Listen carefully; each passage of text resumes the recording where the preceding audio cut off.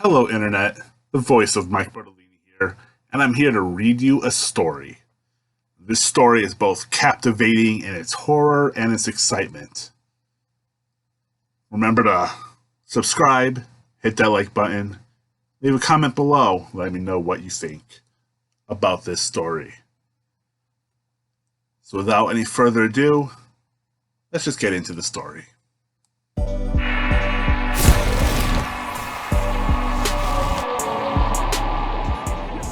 Palos Verdes is a hilltop community overlooking the city of LA and the San Pedro Harbor.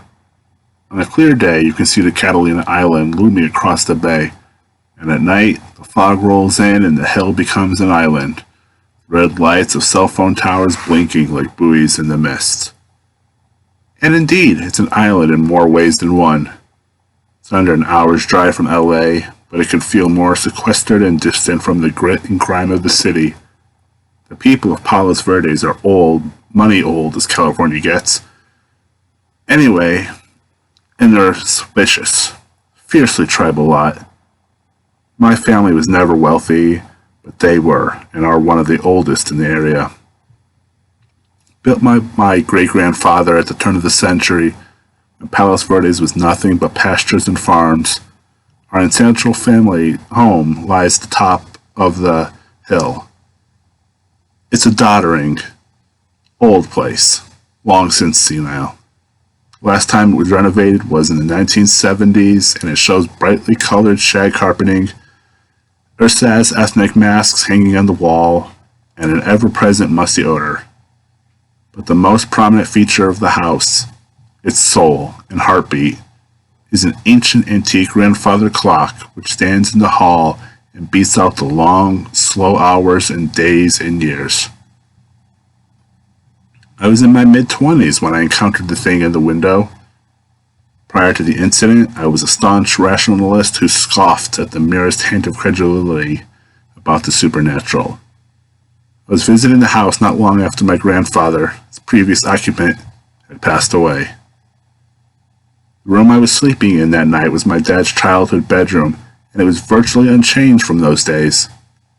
Before bed, we all gathered around the table and shared wine and memories. I stumbled to bed around 10 o'clock and passed out.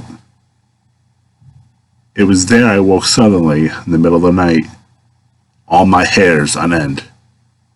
I knew instantly that I was being watched, and that whatever was watching me did not mean me well. It was laughing, malevolent, and it knew me.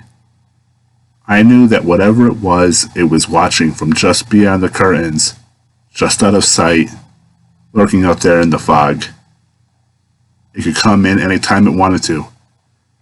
I could feel its gleaming grin burning through the window. I lay there for what could have been minutes or hours. Paralyzed, I didn't want to make something happen by attempting to flee. But when the clock suddenly rang out the hour, I leapt out of bed and sprinted out of the room. I spent the rest of the night sleepless and locked up in the bathroom. The next day, I was baffled and ashamed by the incident. It felt like some kind of psychotic break, so I told no one. But 2 years later, discussing the house with my father, he told me something curious. He said that he'd always hated that room. As a child, he'd been plagued by vivid, waking nightmares. He would dream that something was watching him through the window. Thanks for listening. I hope you enjoyed these stories, and remember to click subscribe, hit that like button, leave a comment below. Let me know what you think. Have a great day.